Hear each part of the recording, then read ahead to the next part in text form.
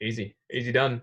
Jake, my name's Jake Fouracre, 29 years old, living in Melbourne. Pets, I have two dogs, one with my family and one with my partner. And so, Jake, where did you grow up? So I grew up in Oak Park in Melbourne, which is probably about 10, 15 minutes out of the city. And yeah, sort of in my hometown, I suppose, yeah, where I grew up.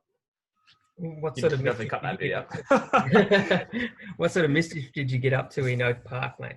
It's I know you've got the trestle down the back.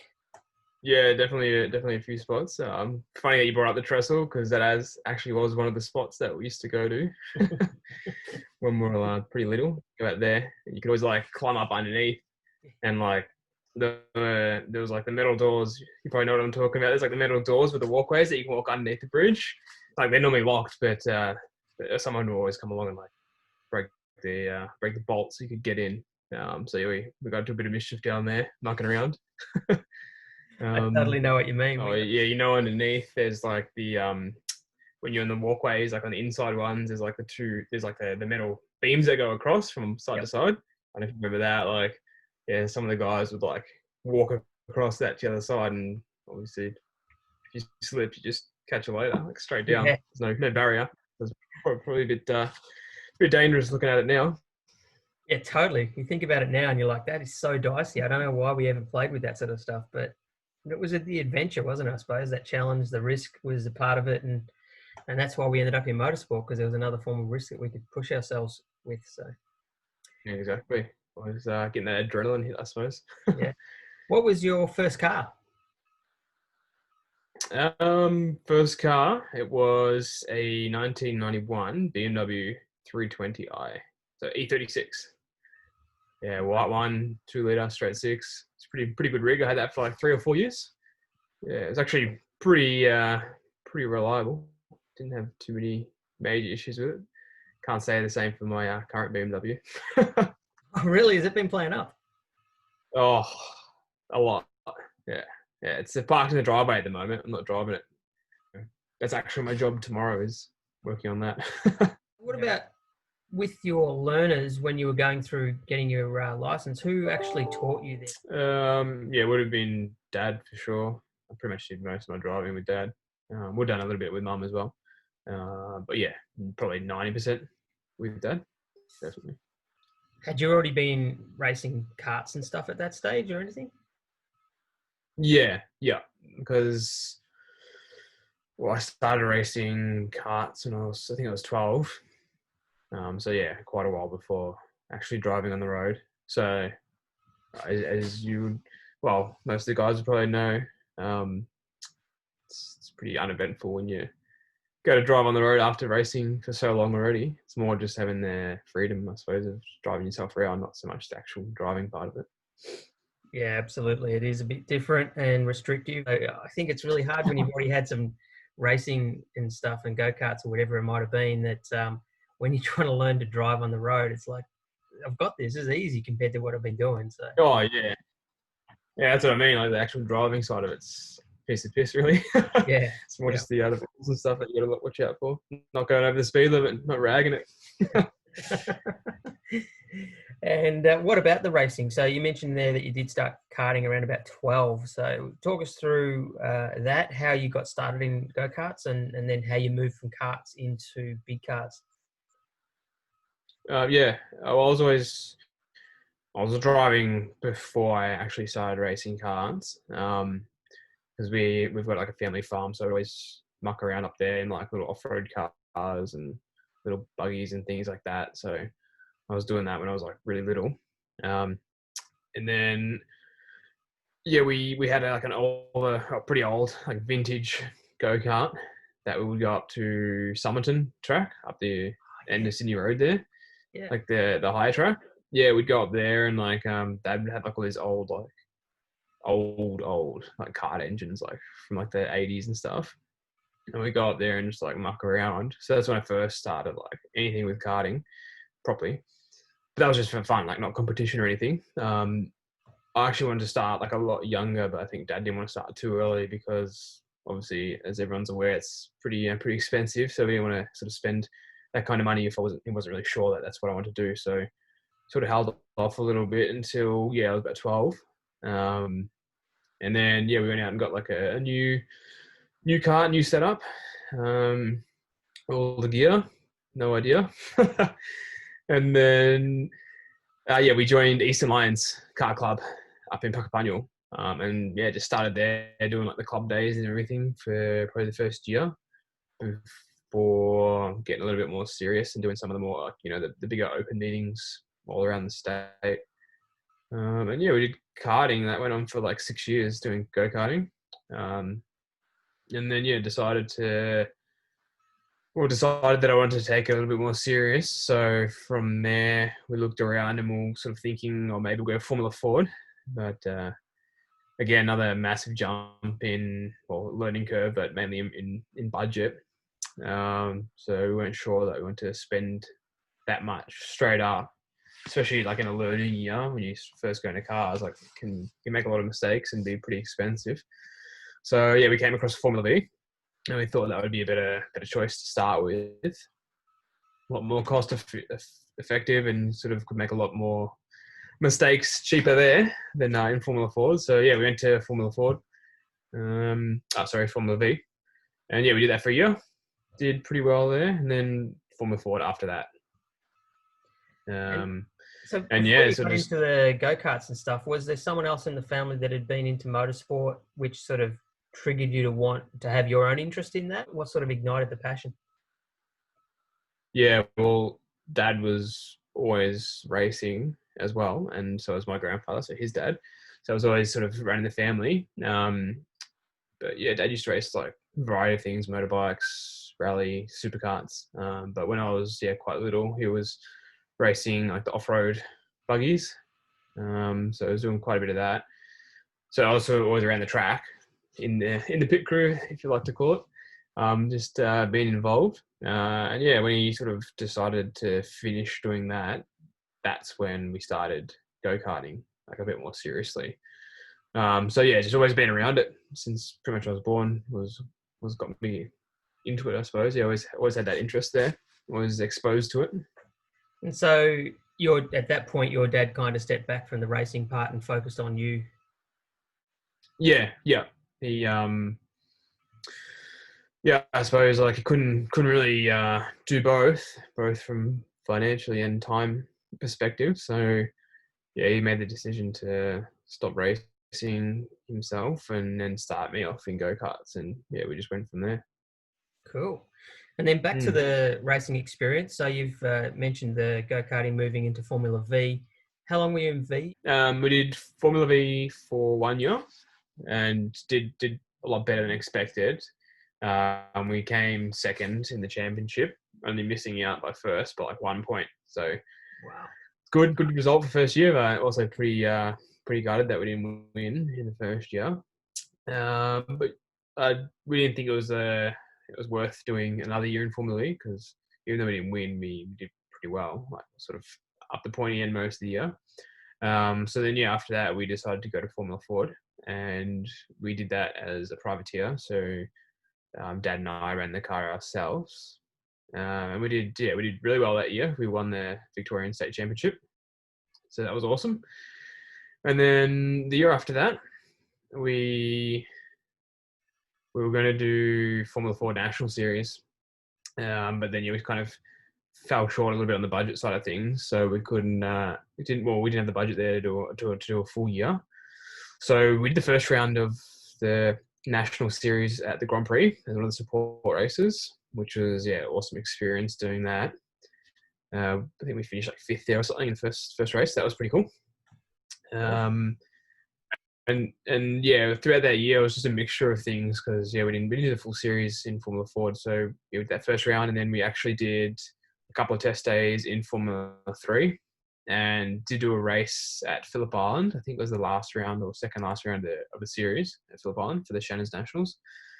So that was awesome. That's probably one of the most the coolest car, one of the coolest cars that I've driven. Definitely one of the fastest feeling, most downforce. Did pretty good there, like a second in one of the races in torrential rain. So that was awesome. Good experience. Did some test days in the V8 Ute series as well that same year. And then that was it for that year. Didn't really do any more racing or anything else. So it was just a bit of random stuff. Then the year after, I actually got asked by a guy, you probably know him, Luke Allery. He used to race and now runs his own race team in Formula Ford. He had some junior guys that he was running in Formula Ford and needed some coaching and some help. And we still actually had our Formula Ford chassis just sitting there. We hadn't sold it yet. So he's like, oh, why don't you come drive with our team? We'll run the car and you can sort of be like a lead driver sort of thing and help the younger guys. So yeah, that's what we did in 2014. That was the year after. Did the state series again.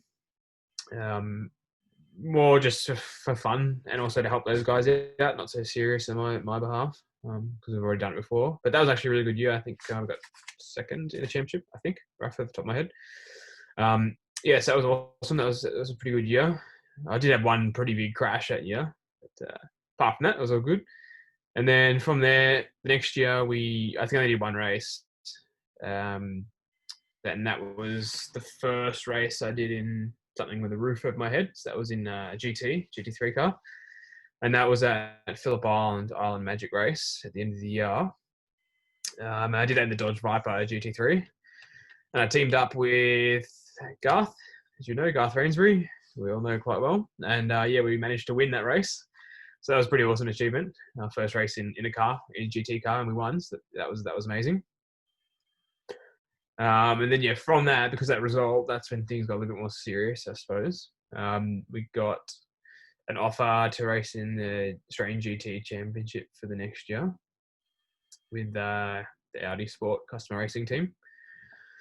So yeah, but worked pretty hard on sort of everything, getting that deal together, getting the funding, getting the sponsorship together, which we just scraped through. And yeah, we did a full year in the endurance series. So not the sprint championship, just the endurance rounds, which were 2 races here and then 2 in New Zealand. So again, awesome experience. Actually racing overseas for once. So that was really cool. Mixed results again throughout that year. Just on that, you were teaming up. Was that Liam Talbot that you teamed up with? Yeah. He was my teammate co-driver. We shared the car for that year, which is also really good because we both got along really well and sort of complemented each other quite a bit. So that was a pretty good partnership, I think. That's awesome. I thought you'd been in those sort of cars a lot more. Your I suppose lack of experience in those cars certainly didn't show because that was one of your first sort of tin top cars. So yeah,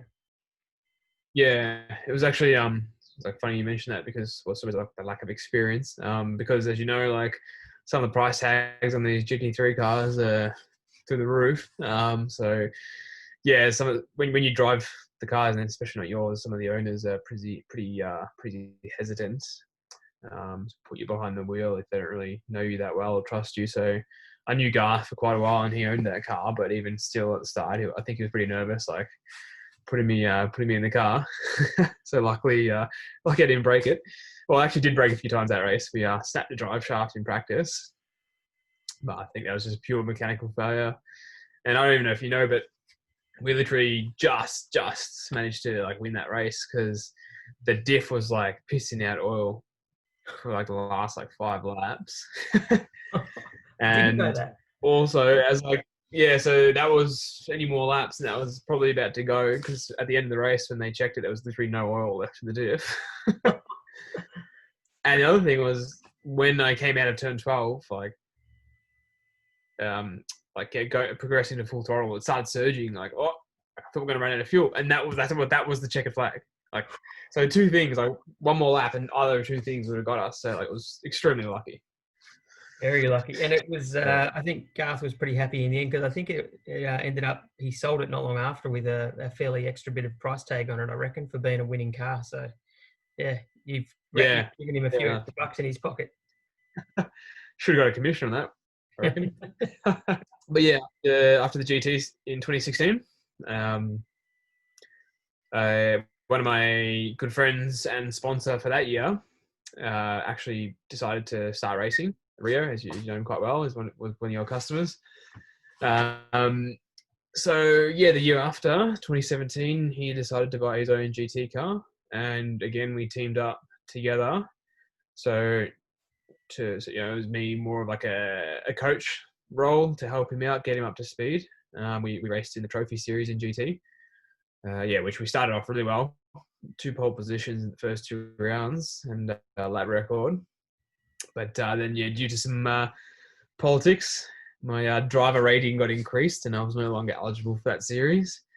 So I had to sit on the sidelines for the remainder of the year, still coaching and helping me out, but not behind the wheel, unfortunately. And then, I wanted to get back to GT. So the year after, 2018, I teamed up with Pete Hackett, who I worked for 8 or 9 years as well, doing driver coaching for Mercedes. We drove together in the Mercedes-Benz AMG GT3, which was an unbelievable car, super awesome. And that year, there was only 3 rounds for the endurance series. We did the first 2. Phillip Island, it was the very first race ever at Tailem Bend, just when it opened. So that was obviously an awesome experience, being the first cars on track, or the first official race. And we were on a decent result there, but I think a few little issues at the end of the race put us back to like finishing 6th or something like that. And then Phillip Island, we were actually in the race.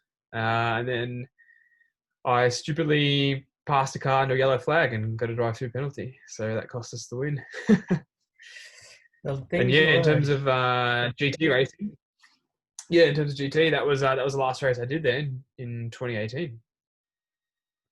And unfortunately, you haven't been able to race since then, have you? So not only because of COVID, but last year in 2019, you didn't have the opportunity budget-wise, and everything else has to match up. That makes the motorsport world turn.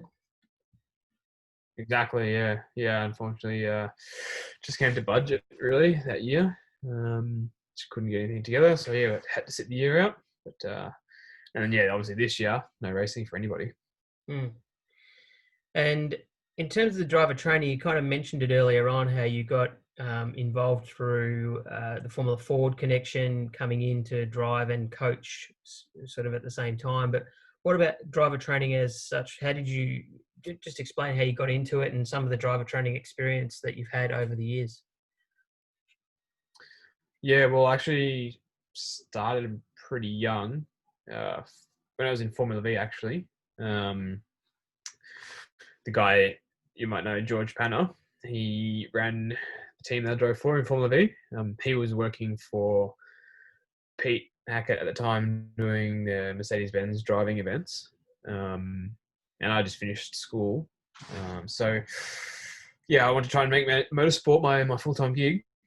He got me in there, just through word of mouth, and pretty much started off driver training with Mercedes-Benz and doing all their sort of local events here in Victoria, just all their driving academy and also AMG driving events. It's definitely like a big learning curve at the start, because even though you might be able to drive well, coaching is like completely story. Like having to actually communicate that and teach other people to do it is a different ball game. So for me, it was actually a pretty big learning curve. But I was lucky enough, I started it with Steve Cortis. We started on the exact same day. So we sort of became friends like from day one, which is good because we have sort of both had similar experience and we're on the similar path there for a while. So we're both learning together and becoming better coaches. Really just did Mercedes for the first 2 years. And then I started sort of doing more of the interstate gigs, like going to Sydney, going to Queensland, all around Australia, doing the same events, but just sort of traveling around a little bit more. And at that time, I think I also started doing driver coaching with Fast Track Racing, which was like the Drive V8 supercar at Cobb Park and things like that. That were pretty fun. It was pretty scary, but pretty fun as well, because you actually got to do hot laps in those cars, so you got to rag them quite a bit, and like all the other boys were there, so every time came to hot lap time, it was a bit of a race. Even though we weren't allowed to, it always ended up like that. So that was good fun. Then I started doing more international driver training with Mercedes again. Pete looked after all the Mercedes-Benz driving throughout Southeast Asia. So that was actually a really awesome experience. I got to go to Malaysia probably like 3 or 4 times a year at Sepang, the F1 circuit, doing AMG and regular Mercedes driving events there. Got to go to some pretty awesome tracks in Thailand. Buriram being one of them, which is the MotoGP, and what else races there? I think like Blancpain Asia and like Asian Le Mans Series race there. So that's a pretty awesome track. We went there when it was like brand new. Philippines, Singapore, a lot in New Zealand as well. So yeah, got to travel around a lot doing that. At the same time, I think that's when we probably met, and I started doing all your days, like more of the private days, as you'd call it, like with customers with their own cars. And that was awesome as well, like getting the experience to have a bit of a variety now, other than just Mercedes. Getting to experience some of the other supercars that are out there, and been very lucky as well to have a driver a few of them as well. So that's been really cool. But yeah, on all, it's been an awesome experience. Fantastic. And in that driver training, have you coached anyone famous? Famous? Ooh. Let me think. I know I coached. I'm trying to remember his name now. It was in Malaysia. He what's his name? He did an FP1 practice for Lotus and the Malaysian Grand Prix. I can't remember his name. I think Farah Fauzi. I think that's his name. He paid his way in, didn't he, to get a drive in Formula One, but just did that to do that practice. Yeah, he did. Yeah, he did, and he was like a VIP guest at one of the Mercedes AMG events, and it was pretty funny actually because I had no idea who he was, and like I'm in the passenger seat, obviously he jumps in the car. I think we're like a C63. And I'm like giving him like the full spiel, like as if he's never driven on track before. I'm like, oh, so you've been around this track before? And he's like, yeah, no, I've been here a few times.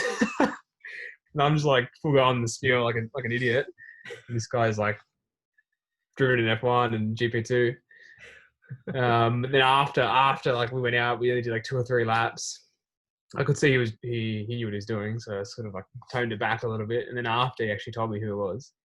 So that was a pretty funny experience. It's a bit embarrassing at the end, figuring out who he was. You're doing your job. That's the way it's meant to be done. Yeah, no, that's it. You don't know at the time though. I think I don't know if you can call him that famous, but for Shane Gillier from on like MasterChef or one of those cooking shows, I've coached him. Can't remember any more off the top of my head.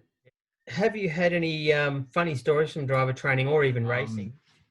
One's actually our instructor. I don't know if he'll even remember this if he ever hears the story, but good old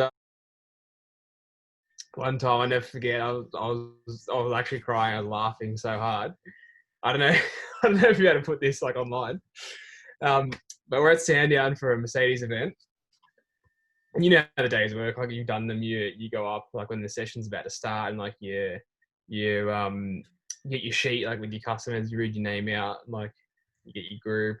So we're up there like getting our group, and you got the different schedules. So you might like straight away have to like go on track for like your 45 minutes of like braking exercise, or you go off and do your skid pan or something like that. And so I was straight up on track. And this was a raining day, by the way, at Sandown. So you know how slippery it is around there. So got his group and he's gone off straight onto the track. He's obviously doing some demo laps, like showing them the circuit layout and everything like that. And I remember I got to pit lane with my customers and get them out of the car. I'm all standing there in pit lane. I think it was like my seating talk or something. And like we're up the end of pit lane near the last corner, and all of a sudden I just hear this car like spinning out of control.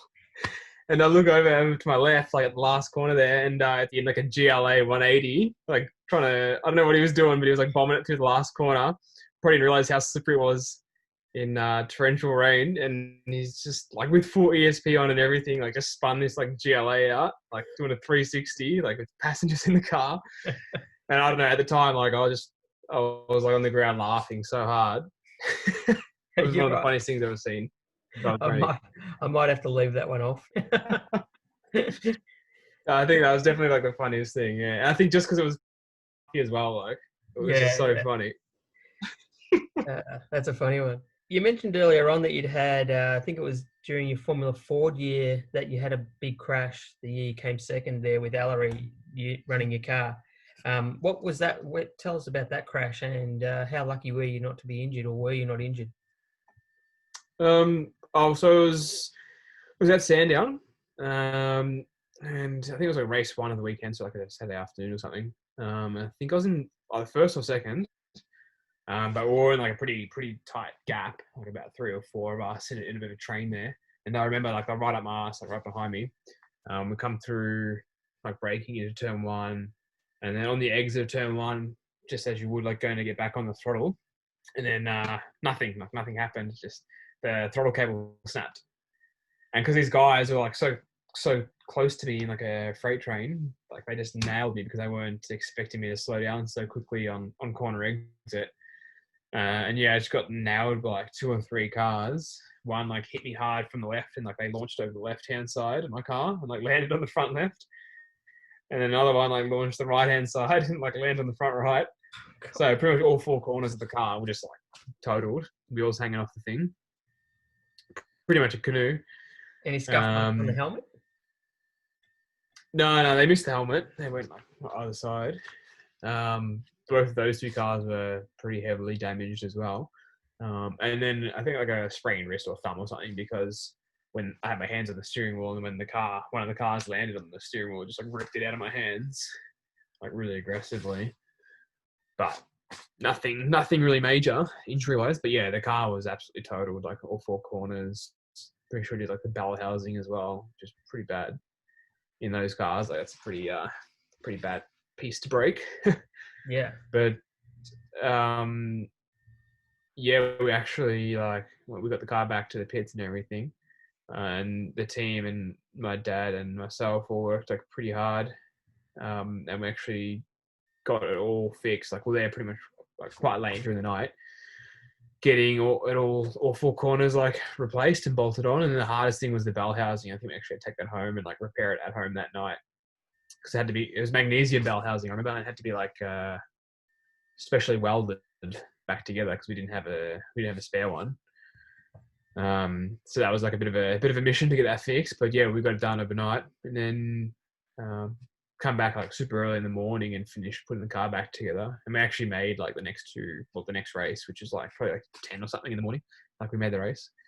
Wow. The car didn't drive that good. It was still a bit out of whack, but yeah, we still managed to finish off the weekend. So that was like a pretty awesome effort to get back out there. That's big effort. And one of the other, not necessarily accidents, but one of the very close calls that you had was over in New Zealand. There's some amazing footage of you getting a very good look at the scenery. No, it was Highlands. Highlands, yeah. Yeah, Highlands. I'll send you the footage as well if you want it to put in the Yeah, video. for sure, yeah. But yeah, pretty much if you know Highlands, there's the crossover with the bridge where you go over, and this was during the race, so we're actually doing pretty well. I think like top 5 or something in the older car. So we were sort of punching above our weight, doing pretty well. And like before you go over the bridge is like a fast left right chicane, and you go straight over the bridge. It's almost flat, like it's just a slight dab on the brake, then back to full throttle. And I reckon it was obviously the curb that did it, but when I hit like the left-hand curb, it like broke the left rear toe link. So then the left rear wheel was just like a steering wheel, just wobbling around. And I think on the video, it's quite fast. Like it's only 200 kilometers per hour as you go up over this bridge. And yeah, it snapped. So instantly just spun full 360 over the bridge. And then you see the footage, like it's not open, like there's concrete walls either side. It's like a tunnel. So it's very, very, very narrow. So he did a full 360 over the top of the bridge. And I remember when I come back around, like facing backwards, there was like the SLS just like facing straight at me. I was like eye to eye with them. And they were probably like a car's gap from hitting me. And then, yeah, I was just just missed the walls on either side. And then I don't know how, must have been all that practice during driver training on the skid pan, but I managed to do like a full 360 and recover and get the car straight over the other side of the bridge and drive off again. and then get it back into pits and get it repaired. But yeah, that was probably one of the scariest. That would have been definitely the number one scariest moment I've ever had in a car. It would have been complete write off if we made contact, because the speeds were so high and it was concrete walls either side, so it would have been a monster shot. Luckily, it wasn't. You didn't touch anything, and no one touched you. It's phenomenal to get away with something like that. And so, when you're not on track, driver training or racing, what else do you do? You've got another business that you are really building at the moment. Yeah, so pretty much first, I don't know, I suppose like 6-7 years I've just done after school. I was just doing driver training full time. But then, last year I was looking for sort of a little bit of a change to ease up a little bit the driver training. And I've always been into photography, always been around like cool cars and stuff like that at all these events. So always taking photos and, putting up cool shots on Instagram. So I sort of had a bit of a passion for photography. And then, last year I was sort of looking at ideas what to do as a career or start a new business on the side. And then, sort of talked to a few people and came across wedding photography, which is completely different to anything involved with motorsport. But I saw a bit of an opening there in the market that I thought I could capitalize on. So, I started up a wedding photography business probably early last year. And worked really, really hard last year on the side, like trying to build that up. And it's gone quite well so far. It's sort of taken off. And towards the end of last year, we were really busy with that. And then, coming into the start of this year, getting really, really busy with bookings and shooting weddings. And then, this year would have been first full-time year of doing that and working for myself. But obviously, COVID came along and has put a big hold to that. So we'll have to wait till hopefully the end of this year, in the next couple months, or start of next year to get back on track, which is pretty disappointing. But there's a lot of people in the same boat. Pretty much all weddings that we had just postponed to next year. So next year's already busy as it is. It's not like we're going to lose business, but it's just kind of just puts us back a year, I suppose. But like mentally it's a bit hard to take, like working so hard last year, like pretty much every spare minute of my time was like working towards building that and then actually getting the results that you aim for, and then sort of having it all taken away, I suppose, temporarily this year. It's been pretty hard to take, but it's not all over. It's all just being put back a year, I suppose. You got to look at it that way. Exactly. And that's freed up your time a little bit to get on the sim. So tell us a little bit about what you've been doing on the sim this last 6 months. Yeah, definitely. I used to use the sim a lot, like when I was younger, like racing Formula Ford and those junior categories. And then probably, I don't know, like the last 5 years, I haven't touched it at all, like not at all. And then, when COVID came along, another one of our friends, Icky, he reached out and he was running like an esports series for the Formula Ford Association, and invited a few of us drivers, myself, Steve Cortis, Steve White, a few of the guys, to come along and race alongside like the current Formula Ford drivers. And at the start, I was like, like I haven't touched the sim for a long time. Like I'm not going to do it. But then I sort of thought about it. I'm like, what else am I going to do? Like it'd be a bit of fun. So I busted out the old steering wheel, got the dust off it, and a bit of a ghetto setup at my computer, my office desk, just mounted it there. And started off in that series, and actually sort of almost fell in love again with it, I suppose. Had awesome fun, especially racing like with my friends as well. And of course, like getting pretty competitive, trying to go for race wins. So now, like last few months, I've just been back on the sim pretty heavily. And it's been awesome fun, like just sort of having some motorsport or some driving. Seeing we can't do anything else. But it's been really, really good. I've started streaming as well. So if anyone wants to get on Twitch TV/Fouracre48, you can jump on board and watch some of our races live. It's a bit of a laugh with all the boys on there. Mostly crashing, but it's good fun. That's good. I'm glad you got the plug in there as well. What other hobbies or activities or skills are you into? Music? Like, can you play musical instruments or something, or do you play a sport? Any other sort of stuff off track that keeps you entertained? I was always pretty big on fitness and gym. Last 2 years been pretty into boxing as well. Sort of not super serious, like not competition level, but still relatively serious.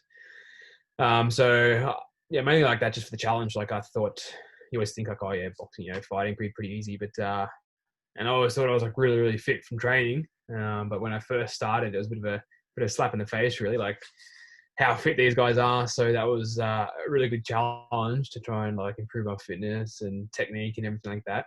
So I really enjoy that. But again, haven't been able to do that for a couple of months now, all proper gym. So had to make do at home. Um, and then yeah, so some other hobby I suppose is eventually I'd like to turn into another business. Is I'm pretty into e-commerce, so online businesses and advertising, marketing. So I dabble a little bit on that, just some side hustles on the side as a bit of a hobby as well, but hopefully a little bit more serious in the coming future. What about a favorite book or movie, or a genre of movies if you don't have a one particular one? Are you much of a reader? Definitely, yep, I am actually as probably as the last year and a half. Um, but my number one favorite and most recommended book would be Rich Dad Poor Dad by Robert Kiyosaki. Yep, I've actually read like for a majority of his books now. He's got a lot, but yeah, I've read a lot of his books. Another really good one would be The Slight Edge. That's highly recommended. It's all about using compounding interest. It's hard to explain. So using compounding interest in your daily actions to make large improvements over a long period of time, by all sort of small actionable things that you can do. And at the moment, what's that? So kind of like marginal gains, just the little things that add up to the big thing in the long run. If you work on the little Yeah, things. exactly. All the 1%ers. Yeah, you just work on all the 1%ers, and then over time, obviously same as compounding interest, the result's massive and exponential. So that's been a really good one. And I'm currently reading Think and Grow Rich. But I only just started that one, so I can't give too many words on that just yet. That's good. Not many of the boys, or not many of the team, I should say, because Chelsea's in there as well, and Sam. Not many of them read, so it's good that the people that do read, the recommendations of the books have been really good. Yeah, for sure. I never ever like used to like reading, but I suppose being more on the entrepreneurial path the last few years, it's definitely gotten me more into reading. And yeah, just about self-improvement and learning how to use all these techniques for business in my life. So yeah, highly recommended if you're not reading to get into it. That's good. Very motivational. Mm. And in that entrepreneurial spirit, are you going to? Do you still have some desire or some interest to try and get back behind the wheel and go racing again? That hasn't been put all the way to the side to the pastures yet, has it? Not yet, but to be honest, it's getting close. um, Still always have like a love and a passion for it for sure, and it always will be there. If someone came along tomorrow and gave me the keys and gave me the budget, I'd be there driving it for sure. I'm not going to say no. But I think just like at the point I'm at now in my life, I got to really be sort of focusing more on the future and setting a few things up a bit more seriously than just purely playing with race cars. So yeah, definitely focus on that. But yeah, if there's ever opportunity, I'll still definitely take it and come back and have a drive for sure. And you have already sort of touched on some of the books and the motivation that some of those books provide, but have you got a motivational statement that you would like to share with everyone to give them a bit of a kick up, especially in such a down and dreary time that we're dealing with in COVID? Oh, I don't know about that one. Kind of put me on the spot. Don't really have any ready to fire off. That's all right. That's because you've got many. I don't know. I've read plenty of the books. I came across plenty in everything I read, but I can't remember any off the top of my head. Yeah, no, that's all right. So finally, then, what about any social handle shares that you would like to put out there, and also and pump the photography business as well? Put that out there, let people know about it. Yep. Yeah, social handles. I'm just Jake Fouracre on Facebook. Same on Instagram. But where I'm probably most active at the moment is on Twitch. So the streaming service, streaming all the online racing, which is Twitch TV /4, like the number 4, Acre, ACRE 48. So I'm streaming on there, I don't know, probably like two times a week, 3 times a week, depends on how many races that we decide to do. So yeah, it's probably the best place to tune in at the moment. Most interactive place, that's for sure. And yeah, my business is JF Studio Wedding Photography. So we're on Instagram, Facebook, and of course our website. Fantastic. I'm sure there's plenty of people out there that have got sons and daughters and all that are going to plan on getting married when all this stuff gets back to normal, and they're going to come and see you and get their photography done by you. I'd hope so. Come drop us an email and we'll sort you out. Jake, it's been a fantastic little chat. It has been good to share these stories. I'm excited to be able to put it out there and add all of your stories in with the others that we've gathered through the team. Really disappointed that we can't be on track and can't be catching up in person. That's the most disappointing part of this whole COVID thing. They'll know a little bit more about you before they turn up to the track now with the stories that you've been able to share. Yeah, definitely. They should be all experts now, and all the coaches know our full stories. But yeah, definitely looking forward to getting back out there for sure. Keen to get behind the wheel or get in the passenger seat and help some guys get up to speed and break a few new lap records. Should be exciting.